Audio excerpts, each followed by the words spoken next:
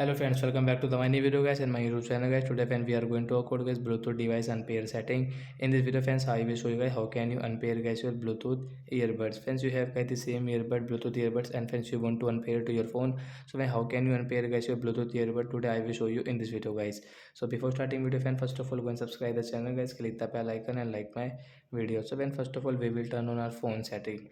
After on phone setting guys, you can see this type of setting in your Poco phone. So once click on guys your phone Bluetooth setting guys. So friends, you can see guys we have paired guys this pre-tone company Bluetooth earbud. Friends, we want to unpair, so right side tap here.